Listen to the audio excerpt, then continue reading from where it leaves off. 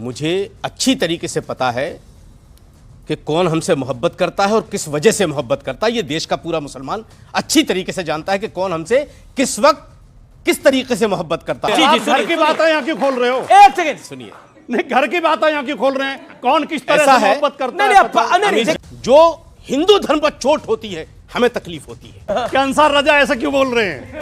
अब आ गए समझ। क्या समझ में आ गया आपको?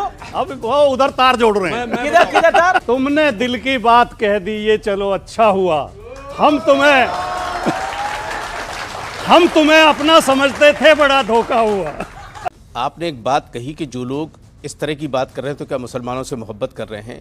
मुझे अच्छी तरीके से पता है कि कौन हमसे मोहब्बत करता है और किस वजह से मोहब्बत करता है। ये देश का पूरा मुसलमान अच्छी तरीके से जानता है कि कौन हमसे किस वक्त किस तरीके से मोहब्बत करता है। किस वक्त किस तरीके से मोहब्बत करता है? जब वोटों की गिनती, जब चुनाव आता है, किस वक्त किस तरीके से मोहब्बत करता है, थोड़ा विस्तार से बताएं।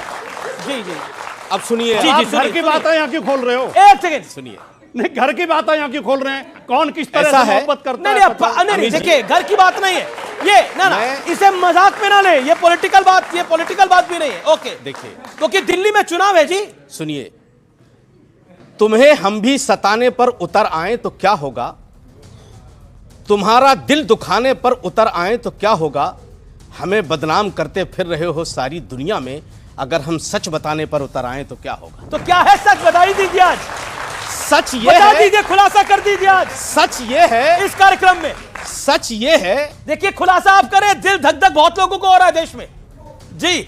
अभी और 2-3-4 दिन गुजरने दीजिए, इलेक्शन दिल्ली का सवाब पे आने दीजिए, पता नहीं क्या क्या दुखेगा अभी जी। अभी आप देखते जाइए अभी क्या क्या दुखने वाला है। हमारा नाम का सहारा लेकर के जो हिंदू धर्म पर चोट होती है हमें तकलीफ होती है। अच्छा, अब हम समझ गए। अब समझ गए, हमारी समझ में अब आया। अब तक आ ही नहीं रहा था कि अंसार रजा ऐसा क्यों बोल रहे हैं। अब आ गए समझ। क्या समझ में आ गया आपको? अब वो उधर तार जोड़ रहे हैं। किधर किधर तार? जगजीत सिंह की बहुत फेमस गजल है, मुझे वो याद आ गई। बताइए। तुमने दिल की बात कह दी, ये चलो अच्छा हुआ। हम तुम्हें अपना समझते थे, बड़ा धोखा हुआ। अब आ जाइए आप योगी जी पर। योगी जी भी जो भाषा इस्तेमाल कर रहे हैं ना, ये एक साधु के लिए भी ठीक नहीं है और एक शासक के लिए भी ठीक नहीं है। जिस तरह जैसे उन्होंने अभी वो कटोगे बटोगे इस तरह की बटेंगे तो जो इस तरह की नारे आए। देखिए, संवैधानिक पद पर आप बैठे हैं, आपने शपथ संविधान की ली है और आप ये मट के, और साधु तो निर्मल होता है सर। साधु का आप ये देखिए, प्रभु श्री राम की जिंदगी को उठा करके दिया, आप उनको आदर्श मानते हैं ना अपना। उन्होंने सिर्फ अपने बाप के कहने पर सिंहासन को लात मार दी थी सर। आप क्या बात कर रहे हो? आप क्या चाहते हैं उनका कि भाई योगी जी भी सिंहासन को छोड़ के चले जाएं? ना, बिल्कुल नहीं। चाहते क्या है वो हम कह रहे हैं वो तो इधर आ जाएं, इनको हटा के वहां आ जाएं, मुझे कोई दिक्कत नहीं है। हिंदुस्तान हिंदुस्तानी रहेगा, चाहे योगी जी राष्ट्रपति बन जाए, चाहे प्रधानमंत्री बन जाए, चाहे फिर से मुख्यमंत्री बन जाए। लेकिन मैं सिर्फ इतना कहना चाहता हूं कि जो शासक है उसको मुल्क के बचाने की जिम्मेदारी शासक को मुल्क को बचाना चाहिए। ये बटेंगे और कटेंगे का खेल नहीं चलेगा।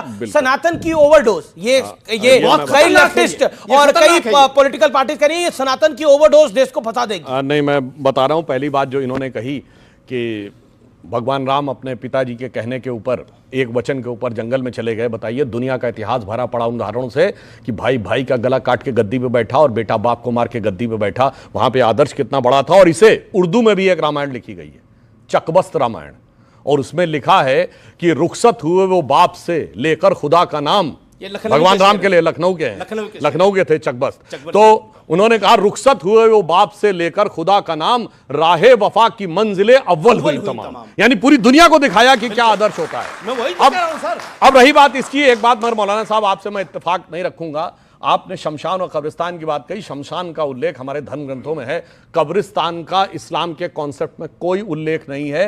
जाकिर नायक ने भी वो सईद बुखारी की हदीस भी कोट किया है। उन्होंने सुनिए सर, जाकिर नायक से इस्लाम चलेगा क्या सर? उन्होंने प्रोफेट मोहम्मद साहब को कोट किया है कि इस्लाम में कोई पक्की कब्र नहीं होनी चाहिए। वो देश का पक्की कब्र उन्होंने साहब, वो हमारे देश का भगोड़ा है। आप उसकी क्या मिसाल दे रहे हो भाई?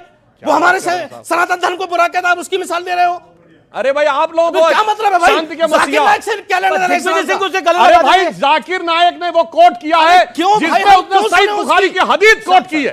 नमस्कार सर, मेरा नाम तलहा इमरोज खान है और मेरा सवाल सुधांशु जी से है। जी। सवाल ये है सर कि जो मैनेजमेंट, जो ताकत महाकुंभ के आयोजन में लगाई जा रही है, क्या वही ताकत अगर देश की बेरोजगारी को हटाने में, गिरते हुए रुपए को सही करने में और हमारी अर्थव्यवस्था को ठीक करने में लगाई जाए तो क्या वो ज्यादा अच्छी नहीं रहेगी? ठीक है, सवाल आया। ओके। महाकुंभ से 2.5 लाख करोड़ रुपए का बिजनेस हो रहा है। और सुनिए, बिजनेस स्टैंडर्ड की न्यूज पढ़ लीजिएगा जाके, उसने कहा है कि इस साल भारत के जीडीपी में 1% का कंट्रीब्यूशन अकेले कुंभ से रिलेटेड इकोनॉमी से आएगा।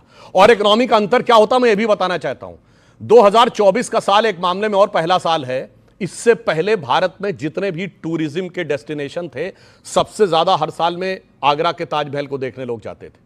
2024 पहला ईयर है जब आगरा के ताजमहल नहीं, अयोध्या में श्री राम जन्मभूमि को देखने 1.80 करोड़ लोग गए। और उन्होंने जो इकोनॉमी में कंट्रीब्यूट किया है, उस पूरे इकोनॉमिक नेटवर्क को देखकर समझ में आना चाहिए। अच्छा, एक और आपको मजेदार बात बताएं, दुनिया के 60 देशों के लोग आए हैं।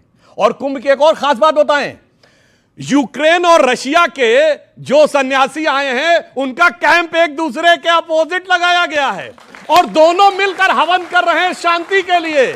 इसीलिए मुझे अटल जी की कविता की वो पंक्ति आती है कि मैं अखिल विश्व का गुरु महान, देता विद्या का अमर दान, मैंने दिखलाया मुक्ति मार्ग, मैंने सिखलाया ब्रह्म ज्ञान।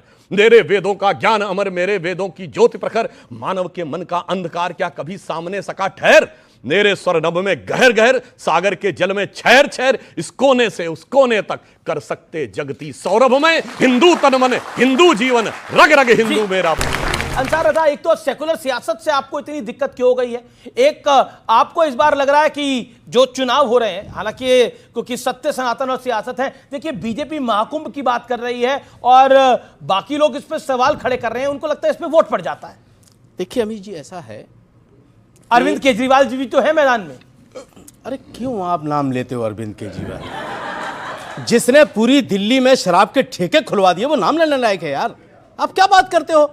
आचार्य जी, ये महाकुंभ पर सवाल क्यों खड़े करे जा रहे हैं? आप काफी लेट जुड़े हैं, फिर भी जवाब। कौन कर रहे हैं ये देखना होगा। समाजवादी पार्टी ने महाकुंभ को छोड़ो, समाजवादी पार्टी ने तो भगवान राम पे सवाल खड़े करे, अयोध्या पे सवाल खड़े करे, कृष्ण पे सवाल खड़े करे। जो लोग राम पर, कृष्ण पर, भारत पर, भारत की संस्कृति पे सवाल खड़े करते हैं, वो कुंभ पे सवाल ना करें तो ये तो बड़ी अजीब सी बात होगी। जिनकी आस्था, जिनकी श्रद्धा न भारत में है, न भारत की संस्कृति में है, न भारत की सभ्यता में है, न भारत के संस्कारों में है, वो कुंभ के महात्म और महत्व को क्या समझेंगे?